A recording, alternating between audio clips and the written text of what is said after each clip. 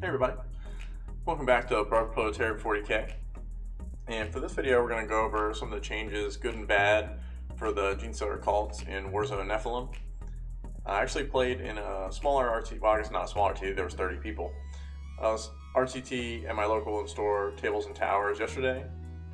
You can see some of the video of the new terrain layouts they're using in one of the other videos on my channel. It was the first time they used it in an event. It was really awesome.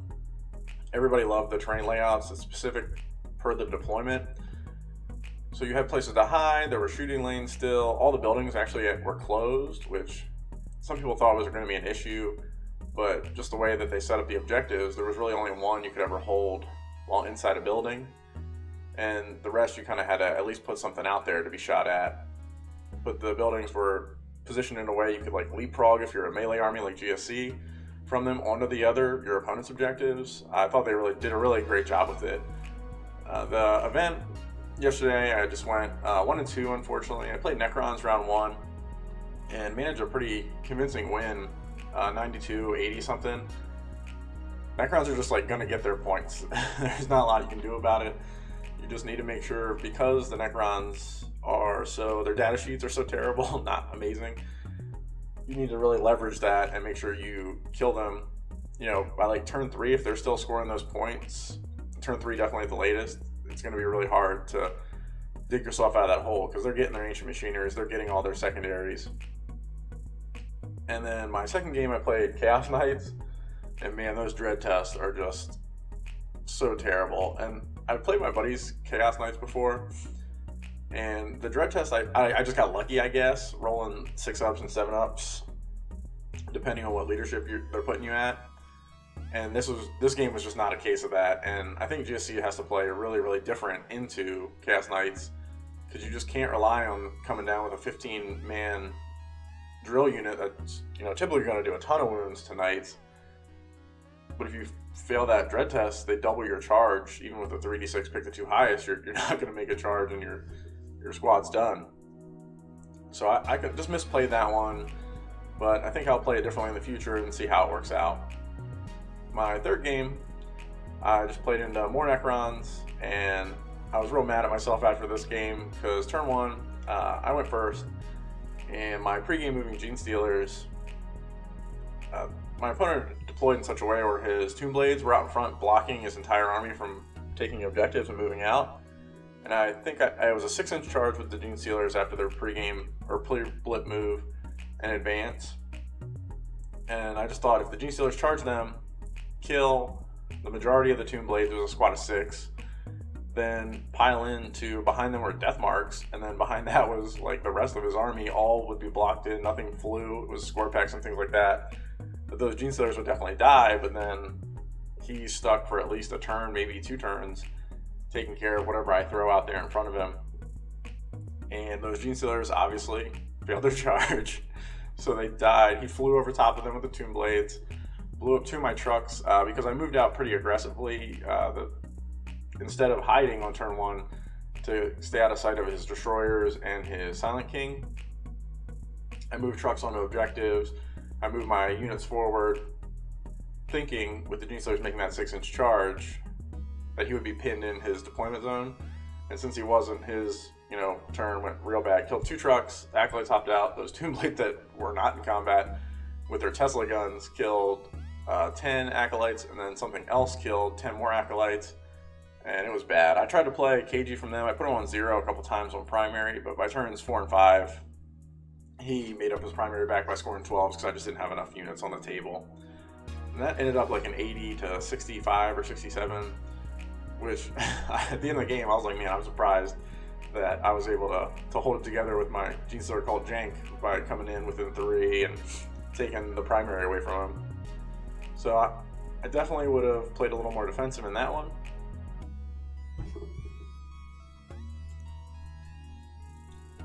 That was just a quick overview of how my RTT went yesterday, and I'll probably do a video of my lesson learned from it, because I was playing kind of a new list, and go over the list as well.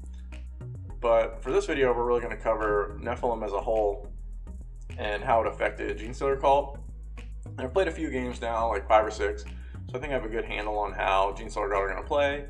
I know there's a lot of doom and gloom out there, especially on like the Discord, about how bad Genestealer Cult is, and they're by no means the best army in the game. I'm not going to argue that. They're extremely hard to play, so I feel like it can feel worse than it is when you're playing Genestealer Cult, because if a couple things go bad, your fragile bodies are going to fold really quickly. But I definitely don't think they're the worst army in the game. I think they're right around the middle of the pack somewhere, which is perfect. If you play a really good game and play smart and know your units and know what you want to do with your army, you can absolutely win. Now, do I think Genestealer Cult are going to go out and win a major or even a large GT? Probably not, but you can definitely win an RTT with Genestealer Cult. So having said that, let's start out with the bad stuff. This isn't the list of all the bad things, obviously, but some of the bigger things. I found that having the less CP really hurts Genestealer Cult's defensive capabilities, because I just don't have the CP anymore to spend on that 1 CP to give a unit cover. That's a luxury that I just haven't even spent that CP. The 2 CP does not target the closest. 2 CP strats right now are huge investments, and if you don't have a Nexus with a cranial inlay to try and get some of those CP back, I would almost never spend those 2 CP. And especially if you're a list that takes 2 detachments, it's going to be very hard. I would say always try to start with at least 1 CP. That way, during the first turn, you'll get 2, and the next turn, you'll get 3. And definitely don't start with 0. Unfortunately, you always want to be able to interrupt as well with Genestealer Cult, so you want to have 2 in your pocket. But it's not always possible to go into your opponent's turn with that spare CP to get the 1. So it's really tough, and we have so many relics and warlord traits that we like to take that I've had to pare some down. My list in my RCT yesterday started with 1 CP, but I actually took no warlord traits in my army. I just had characters with some relics and an extra patrol. So I can see if you manage to fit everything you need into 1 battalion, I think you can, forego the warlord traits unless you're kind of running that Twisted Helix Patriarch. But if you're not running that, I think you don't take any of our warlord traits and just focus on, things like the Unwilling Orb I put in every list. The Cranial Inlay is huge now, although he didn't get me too many CB back yesterday just because I wasn't rolling those 5-ups. And then any other relics that you think you might need, like if you're playing Pauper Princes, definitely the relic to give everyone the 5-up invulnerable save. So my next thing there on the list is the secondaries. Not necessarily that our secondaries are bad. You'll actually see our secondaries are on the good in the next slide. But other people's secondaries got very good, or they got more options because they can take all their faction secondaries. And Genestealer Cult's one of their big bonuses, I would think, in the last Warzone pack was we were very good at the secondary game. We could always take something like Brood Swarm or Engage, and then always retrieve Nephilim data for 12, and then we could throw in Psychic Interrogation, which got that little buff there at the end, to really have that advantage in secondary scoring when sometimes we might not have the advantage in primary scoring. So I think that advantage is now gone because other factions can take all of their faction secondaries, and our army tends to give up no prisoners or assassinate just by how we build our lists. So I found in my games in the RTT yesterday and my practice games that my opponents have a way less hard time finding 3 good secondaries if they're playing one of the, at least decent armies out there. Space Marines all got, Othmoma got toned down a little bit, but it's still a very good secondary. And some of the Space Marine factions like White Scars get points for charging things now, which obviously they're going to charge things throughout the game. So some of the Space Marine factions getting those just gives them an easy 3rd secondary on top of the ones they could already take. So to mitigate some of this, you really need to make sure you're winning the primary game. And I can't believe I forgot to mention Necrons, obviously, which got the best secondary game now out of all the armies. You just need to win the primary game against them, or you're not going to win that game, because you're not going to outscore them in secondaries, most likely. The good thing about Necrons is you can take no prisoners as your 3rd, and that's going to get you, both games I played, and even one game when I lost, I scored 14 no prisoner points just by killing and things that reanimate. And then you got to think your retrieve Nephilim data is going to get you 12, which their secondaries are typically going to be above that 12, so they're going to score probably 3 more points than you there. And then Brood Swarm, depending on what kind of Necron list or other list you're playing, can get you a lot of points. Like when I was playing my Chaos Knights, that was 15. But when I was playing the Necrons, who had a bunch of warriors in my last game, and I was, dying in droves, that still scored me 8, but that's not enough, obviously, when he's scoring an easy Treasure Aeons 11 and not scoring that high in the primary. So really look at the secondaries and make sure that you know how many points roughly before the game your opponent's going to score from them, and know that you need to focus more on that primary game to get that scoring advantage in Genestealer Call, when I think before you could have focused on the secondary game to score more points. And then obviously, unfortunately for Genestealer Call, it's hard for us to hold primary, other than, coming in with lying in wait from 3 inches away and doing some tricks like that. It's hard for us to stick on those primary objectives. But there are some ways we can do it. And I think I had an older video that discussed how to hold primary Genestealer Call, but now I think I need to make a new one because it's even more important now, and there's different ways that other armies are out there trying to get the primary objectives. Alright, now that we've seen some of the negative things from Warzone Nephilim, let's take a look at the good stuff for Genestealer Call. So the first bullet there is Tau, Suriani, and Tyranids all got less powerful, which is nice. Tau, definitely the Crisis Suit build, especially if they're running 2 planes like a guy I played at the Maryland Open, was just devastating for Genestealer Call. It was a very, very tough matchup, and if your opponent was equally skilled, roughly, as you, I don't think Genestealer Call is winning that matchup. Unless there's a skill gap that you have over your opponent, it was real tough. Now they're not really rolling into that. A lot of Tau players switched to Hammerheads, which we could care less about, which is nice. And they still have some Crisis Suits, which are bad, but we can mitigate that through things like keeping their Deep Strike away with our bikes and proper screening.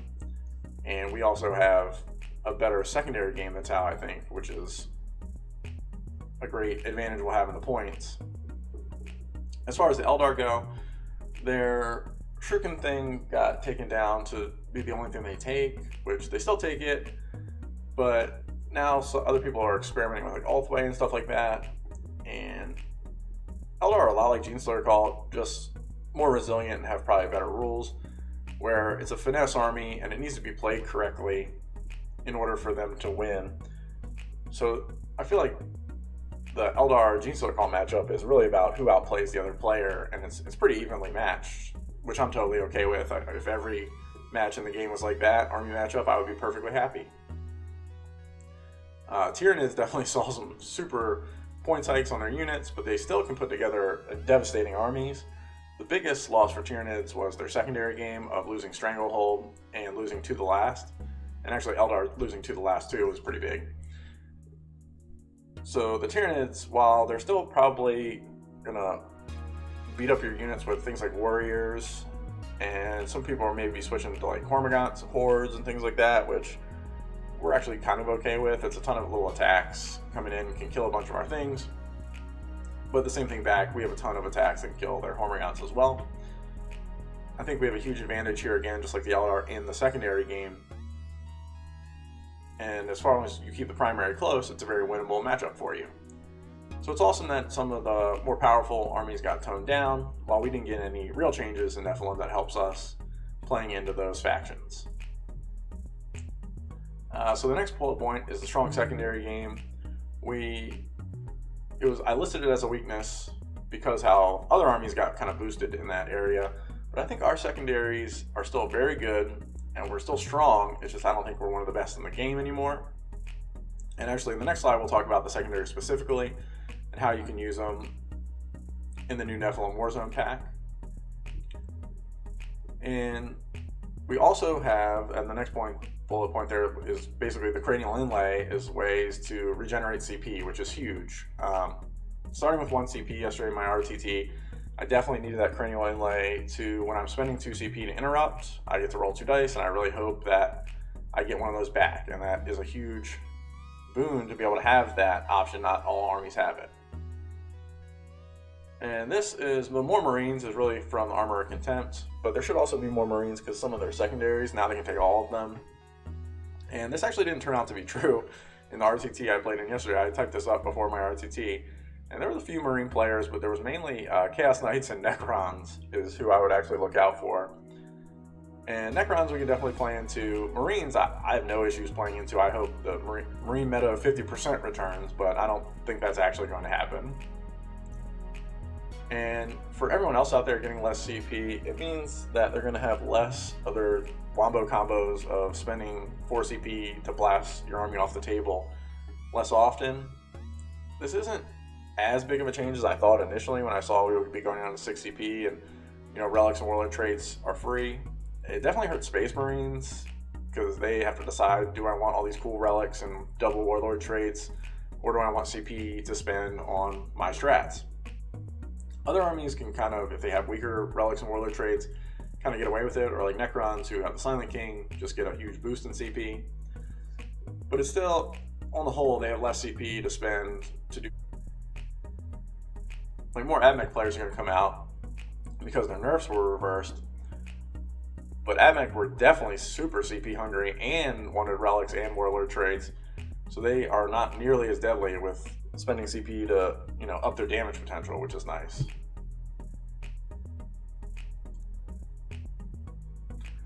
So finally, we're going to just go over our secondaries that we can choose from in Nephilim.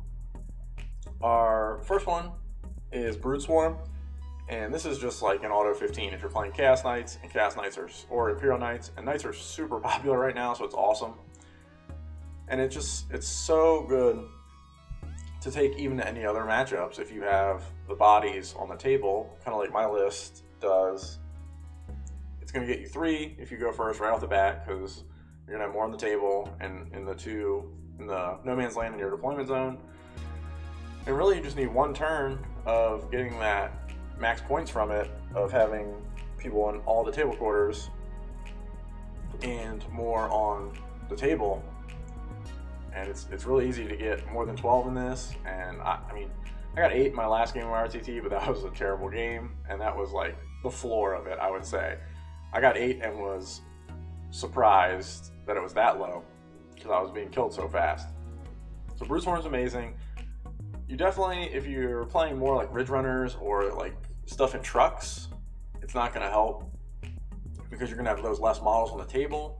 So you might have to look at something different then. But a lot of the, you know, more standard GSC builds, like, you know, 30 Twisted Helix Pure Strains or a bunch of Acolytes on the table, you're definitely going to take this almost every game. Ambush, I wasn't very high on when I first read it, and then you know, saw some comments from people over on the Facebook page that they love it, and then I thought I'd think about it more, and it is a very, very strong, like, 3rd secondary flex pick if nothing else presents itself. So turn 1, you can get probably 3 points from it if you have like Genestealers coming out of a blip. That counts as coming from ambush. So that'll get you 2 points if you kill a unit, and if you kill a unit that had a crossfire marker, that's going to get you 3. Turn 2, then you can start looking at exposing people to get 2 points for killing an exposed unit. And if you do that with a unit that comes from underground, that's 4, and if they have a crossfire token, that's 5. So that 5-point turn can really only happen in turns 2 and 3, because it has to be a unit that's coming from underground. I guess turn 1 as well, but they have to be exposed, which I think would be tough. And if you can manage to get just 1 5-point turn out of this, the rest of the turns, if you just get 2 points, and even 1 point in some turns, you're going to have a very respectable 3rd secondary score. So if you look at your opponent's army list and they don't really give up anything, but you know that your list is set up to where you have some neophytes with like seismic cannons can come in and kill things, or you're going to set up some exposed with your fast Ridge Runners or Jackals driving behind things, then don't be afraid to take ambush, and you know, really you got to push for that 5-point turn. But if you get that, it's very easy to get a respectable score here. And my 3rd secondary, you can see it, I just call it the other one. It's terrible, never ever take it. If you play a competent opponent, they're going to put the 2 objectives that you have to burn down real fast, just like right outside their deployment zone, where you're not going to get to be able to perform an action on it. I'm not really going to say anything about this. If anybody's taken this and it's worked in a game, please comment below and tell me, because you're a hero and I want to know how you did it.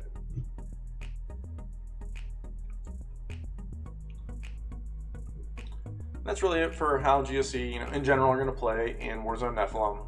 I don't think we're going to see any GSC winning big events, unfortunately. But, I could be wrong, and I hope somebody proves me wrong. I've settled onto my list, I think. I really enjoyed it yesterday, even though it went 1 and 2 in the RTT. Those are my first games with that list. And I feel like I'm really honed in on how GSC need to play in Nephilim and how this list is going to play. So hopefully next weekend I'll be able on Saturday to go to another RTT, bring this same list, and use the things that I've learned in my first few Nephilim games to make GSC really sing on the table and see if it works out. So let me know down in the comments below how you think GSC landed in Nephilim. If you think I'm crazy and said something crazy in here, definitely let me know. I love discussing the GSC tactics. I'm not the best GSC player out there, so anything I can learn also from having this channel is just a bonus for me.